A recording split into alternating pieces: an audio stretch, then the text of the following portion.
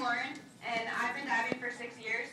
A lot of people ask me why I dive so much, almost in a state of disbelief that someone would willingly spend so much time in the chlorine, but I know that all of you understand me. My answer to them has been and always will be that I simply love it. I love the thrill of diving, I love the feeling of the board beneath my feet, but even without all that, I love my teams. My club team is always changing, with people leaving for college and new kids coming in. We have also changed pools quite a few times, so it has been difficult for my teammates to call a pool home. I may work out with my club team a lot more, but practice with Megan, Sherry, and Mr. Light at Lake Middle School has been my home for the last 4 years. In the dictionary, home is described as a place where one is familiar or a usual setting. It is difficult to feel at home when everything changes every couple of months, so this describes Mr. Light's practices perfectly. I always know how practice will go before I even walk in the pool.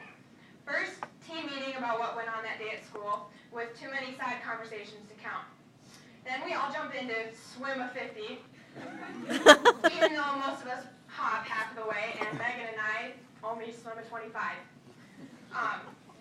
Then we always have to do approaches, no matter how dumb you may think back jumps are. And then real practice begins. You go over on a dive, you had so much vertical drop you didn't even know what to do with it. It's a good problem to have. Didn't realize that was a thing. You panic in the air and yell a little bit. That dive would have been great without all the sound effects. Jillian heard that more than anyone can count. We could also count on Mr. Light to make us feel better after we smacked. Good job, Brad. That one was good enough to show my physics classes tomorrow. One practice, Sherry, Megan, and I came up with a list of things that Mr. Light said every day. The list went on for 2 pages. And a lot of you know Megan, but to me, she was always the girl I waved to at church until I saw her at one of the high school practices in 7th grade. In 9th grade, we were already friends from school and suddenly became partners in crime at practice. Together, we stole Mr. Light's shoes countless times, built mat forts instead of practicing, and hid in them, thinking Mr. Light couldn't do anything.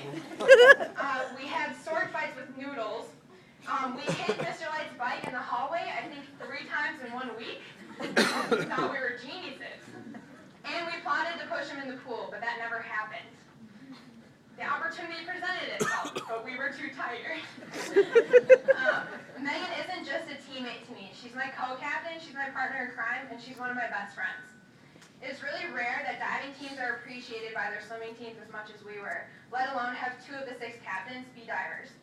We don't always compete together, but this team is a family. We support each other, and we laugh with each other, probably too much, and we cry for each other. Future captains need to continue the feeling that everyone belongs on the Woodbury Swim and Dive team, because to many of us, it is home.